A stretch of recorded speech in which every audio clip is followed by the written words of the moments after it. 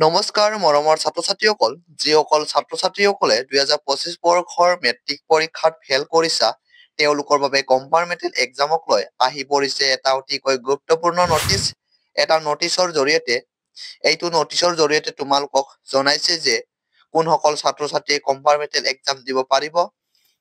কেইটা বিষয় compartmental exam দিব পাৰিব বা কম্পাৰ্টমেণ্টেল এক্সাম দিবলৈ কি কি কৰিব লাগিব, এইবোৰ বিষয়ে যদি জানিব বিচৰা তেন্তে ভিডিঅ'টো শেষলৈকে চাবা। আৰু যদি চেনেলটো প্ৰথমবাৰ আহিছে তেন্তে চেনেলটো ছাবস্ক্ৰাইব কৰি বেল আইকনটো প্ৰেছ কৰি লোৱা,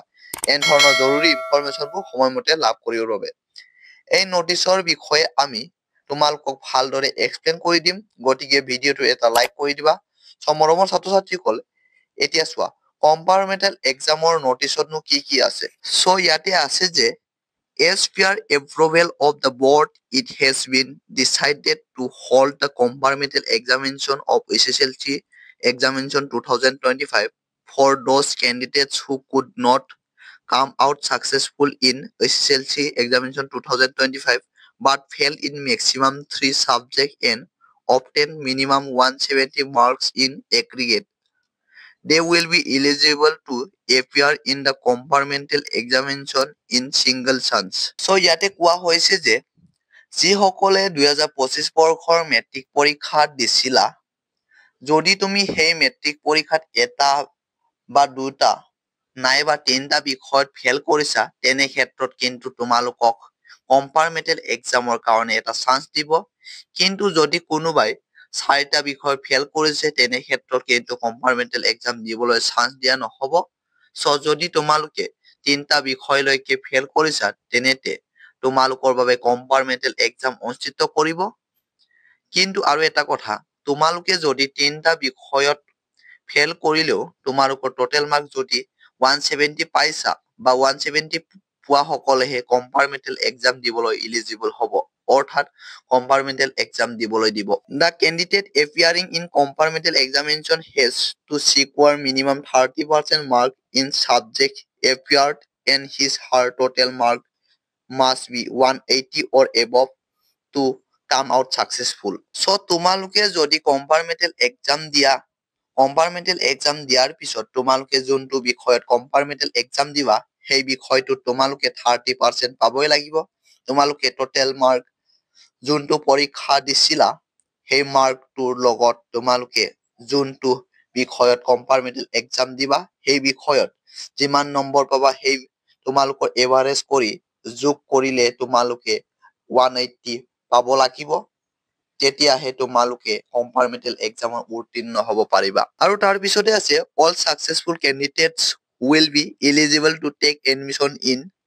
higher classes in the same academic year. তোমালোকে যদি 180 পোৱা বা আগতে যদি তোমালোকে 170 বা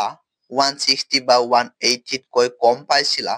তোমালোকে ফেল কৰাৰ পিছত কম্পাৰ্টমেণ্টেল এক্সাম দিয়াৰ পিছত যদি তোমালোকে 180 পোৱা বা 180 কৈ অধিক পোৱা, তেনে ক্ষেত্ৰত তোমালোকে এডমিশ্যন ল'ব পাৰিবা বা HS ফাৰ্ষ্ট ইয়াৰৰ কাৰণে এডমিশ্যন ল'ব পাৰিবা। তাৰ পিছতে নেক্সট পেৰাগ্ৰাফত আছে manually if such candidates cannot come out successful in the compartmental examination 2025 single chance, they shall have to take re-admission in their respected schools to appear again as regular candidates if so desire. তোমালোকে যদি compartmental exam দিয়াৰ পিছত fail কৰা, তেনে ক্ষেত্ৰত যদি তোমালোকে আকৌ মেট্ৰিক পৰীক্ষা দিব বিচৰা, তেন্তে তোমালোকে আকৌ যোনখন স্কুলৰ পৰা মেট্ৰিক পৰীক্ষা দিছিলা, সেইখন স্কুলতে তোমালোকে ৰি এডমিশ্যন কৰিব লাগিব। আকৌ এডমিশ্যন লৈ তাতে তোমালোকে পঢ়িব লাগিব। আকৌ তোমালোকে নেক্সট অৰ্থাৎ অহা বছৰ 2026 বৰ্ষত মেট্ৰিক পৰীক্ষা দিব পাৰিবা। The following points are to be noted carefully. ইয়াতে কিছুমান পইণ্ট দিছে, এইকেইটা ভালদৰে চাই লোৱা। ইয়াতে 1 নম্বৰত আছে The compartmental examination 2025 single chance will be commenced from the date to be notified later on. তোমালোকে কম্পাৰ্টমেণ্টেল এক্সাম দিবা, সেইটোৰ কাৰণে কেনেকৈ এপ্লাই কৰিবা আৰু কেনেকৈ কম্পাৰ্টমেণ্টেল এক্সাম দিব লাগিব, তাৰ কাৰণে যেতিয়া সেৱাৰ পৰ্টেলটো খুলিব, তেতিয়া তোমালোকক তেওঁলোকে জনাই দিব বুলি ইয়াতে কোৱা হৈছে আৰু আমাৰ চেনেলটোতো তোমালোকক জনাই দিয়া হ'ব আৰু নেক্সট 2 নম্বৰত আছে detail schedule for online filling up of application through respective school will B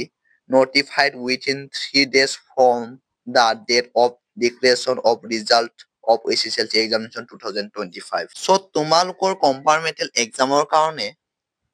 যে ফৰ্ম ফিল আপ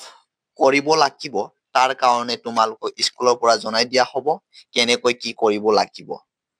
আৰু নেক্সট পইণ্ট নম্বৰ 3 আছে the examination fee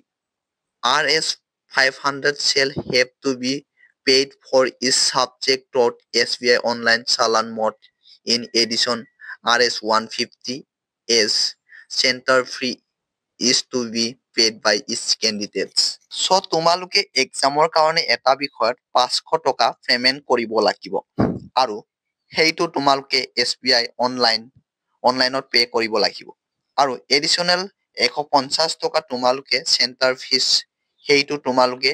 পে কৰিব লাগিব ছাত্ৰ-ছাত্ৰীসকলে নেক্সট 4 নম্বৰ পইণ্টত আছে যে তোমালোকে যে এক্সাম ফিজটো দিবা আৰু যোনটো চেণ্টাৰ ফিজটো দিবা সেই চেণ্টাৰ ফিজ আৰু এক্সাম ফিজৰ বাহিৰে তোমালোকৰ পৰা যদি কোনোবাই কিবা পইচা বিচাৰে চেণ্টাৰত তেনে তোমালোকে কোন ধৰণৰ পইচা দিব নালাগে তাৰ পিছত আছে তোমালোকৰ 5 নম্বৰ পইণ্টটো তোমালোকৰ বাবে most important হয় আৰু গুৰুত্বপূৰ্ণ হয় ইয়াতে আছে 5 নম্বৰ আছে the compartmental examination shall be only for theory papers so বহুতে MCQত ফেল কৰিছা OMR চিকত ফেল কৰিছা so তেনে ক্ষেত্ৰত তোমালোকে কিন্তু আকৌ নেক্সট ইয়াৰতে এক্সাম দিব পাৰিবা OMR চিকৰ কম্পাৰ্টমেণ্টেল এক্সাম নহব অকল কম্পাৰ্টমেণ্টেল এক্সাম থিয়ৰি পেপাৰৰ কাৰণেহে হ'ব নেক্সট 6 নম্বৰ পইণ্টত আছে যে marks of practical examination and marks obtained in internal assessment IA in SSLC examination 2025 will be carried over for the subject appeared in the compartmental examination wherever applicable so তোমালোকৰ যোনটো practical number বা যোনটো internal এসেসমেন্টৰ number পাইছিলা সেইটো কিন্তু তোমালোকক add কৰি দিব কম্পাৰ্টমেণ্টেল এক্সামৰ ৰিজাল্টটো সো তোমালোকৰ কম্পাৰ্টমেণ্টেল এক্সামটো যোনটো তোমালোকৰ প্ৰেক্টিকেল মাৰ্ক দিব আৰু সেইটো তোমালোকৰ ইন্টাৰনেল এসেসমেন্ট মাৰ্কটো কিন্তু যোগ কৰি দিব আৰু যোগ কৰিহে ৰিজাল্ট ঘোষণা কৰিব নেক্সট 7 নম্বৰ পইণ্টত আছে there will be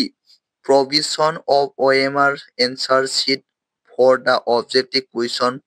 of crawl subject as in the main SSLC examination 2025 the candidates of this crawl subject will have to pass separately in OMR answer sheet and descriptive part of question in the compartmental examination so ইয়াতে কোৱা হৈছে যে যেহেতু তোমালোকৰ OMR sheet অৰ্থাৎ MCQৰ পৰীক্ষা নহব তোমালোকক কেৱল থিয়ৰিৰ প্ৰশ্ন কাকতৰ পৰীক্ষাহে হ'ব অৰ্থাৎ তোমালোকৰ থিয়ৰিৰ প্ৰশ্নহে তোমালোকক এক্সাম দিবলৈ দিব যদি কোনোবা ছাত্ৰ বা ছাত্ৰীয়ে MCQত ফেল কৰিছা কিন্তু তোমালোকে থিয়ৰি এক্সাম দিছা কম্পাৰ্টমেণ্টেল এক্সাম থিয়ৰি যদি তোমালোকে 45ৰ ভিতৰত 40 পোৱা আৰু তোমালোকে OMR চিটত 11 পাই আছা অৰ্থাৎ ফেল কৰিছা তেনে ক্ষেত্ৰত কিন্তু তোমালোকে থিয়ৰিত 45ৰ ভিতৰত 40 পালেও কিন্তু তুমি যদি MCQত 11 পোৱা অৰ্থাৎ 51 পালেও কিন্তু তোমালোকে ফেল কৰিবা সো যিসকলে অলৰেডি MCQত ফেল কৰিছা তেওঁলোকে কিন্তু এই কম্পাৰ্টমেণ্টেলটো দি লাভ নাই কাৰণ তোমালোকে যদি কম্পাৰ্টমেণ্টেল এক্সাম থিয়ৰিত 45ৰ ভিতৰত 45 পালেও কিন্তু তোমালোকে OMR চিটত ফেল হৈছা তেনে ক্ষেত্ৰত কিন্তু তোমালোকে পাস কৰিব নোৱাৰা সো এই কাৰণে তোমালোকে ভালকৈ জানি থোৱা বহুতে ইম্পৰ্টেন্ট হয় 7 নম্বৰ পইণ্টটো যদি তুমি MCQত ফেল হৈছা তেনে কম্পাৰ্টমেণ্টেল এক্সাম দি লাভ নাই থিয়ৰিত 45ৰ ভিতৰত 45 পালেও নেক্সট 8 নম্বৰ পইণ্টত আছে the list of centers of holding compartmental examination will be notified in the portal the head of the school have to give choice for the center in the online portal itself will be filling up of the forms of candidates. However, in case no of candidates found to be less than 50 in a center, in will be margined with the nearest center the subject of compartment. ইয়াতে কৈছে যে চেণ্টাৰত যোনটো list আছে সেইটো যেতিয়া তোমালোকৰ এক্সামৰ notify কৰিব পৰ্টেলত, যেতিয়া তাত জনাই দিব আৰু তেওঁলোকৰ এপ্লাইৰ সময়ত তোমালোকৰ কম্পাৰ্টমেণ্টেল এক্সামৰ চেণ্টাৰটো স্কুলে চইচ কৰিব। আৰু যদি তোমালোকৰ চেণ্টাৰত 50তকৈ কম ছাত্ৰ ছাত্ৰী হয়, তেনেতে সেই চেণ্টাৰৰ ষ্টুডেণ্ট কেইটাক বেলেগ এটা চেণ্টাৰত লগ খুৱাই মিলাই কিনে দিব। তাৰপিছত নেক্সট 9 নম্বৰ পইণ্টটোত আছে যে এই পইণ্টটো মষ্ট ইম্পৰ্টেণ্ট হয় তোমালোকৰ বাবে। ইয়াতে কৈছে যিসকলে কম্পাৰ্টমেণ্টেল এক্সাম দিবা, কম্পাৰ্টমেণ্টেল এক্সামত যদি ছাকচেছফুল তোমালোকে যদি পাছ হোৱাৰ পিছত তোমালোকে যোনটো মাৰ্কশ্বিট দিব, সেই মাৰ্কশ্বিটটো কিন্তু তোমালোকক ফ্ৰেছ দিব। তোমালোকৰ বন্ধু বান্ধৱী লগৰবোৰে যিসকলে SSLC 2025 এক্সামত ডাইৰেক্টলি পাছ কৰিছে, তেওঁলোকৰ মাৰ্কশ্বিটত যেনেকুৱা থাকিব তোমালোকৰ একেটাই থাকিব, যে তোমালোকে কম্পাৰ্টমেণ্টেল এক্সাম দি পাছ কৰিছে এনে নাথাকিব। ডাইৰেক্ট মেট্ৰিক পৰীক্ষাৰ SSLC 2025ৰ মেট্ৰিক পৰীক্ষা পাছ হৈছে বুলি ডাইৰেক্ট থাকিব। চ 9 নম্বৰ পইণ্টটো এইটোৱে আছে। আৰু নেক্সট 10 নম্বৰ পইণ্টটোত আছে যে যাৰ যোনটো বিষয়ত ফেল আহিছে সেই বিষয়ত তোমালোকৰ পৰ্টেলত ধুনীয়াকৈ এভেইলেবল থাকিব, তোমালোকে সেই বিষয়বোৰ চিলেক্ট কৰিলেই হ'ল। চ মৰমৰ ছাত্ৰ ছাত্ৰীসকল, আজিৰ ভিডিঅ'টোৰ আপডেটখিনি ইমানেই আছিল। যদি ভিডিঅ'টো ভাল পালা এটা লাইক কৰিবা আৰু ভিডিঅ'টো বন্ধুবৰ্গলৈ শ্বেয়াৰ কৰি দিবা, যাতে তেওঁলোকে গম পাওক। আৰু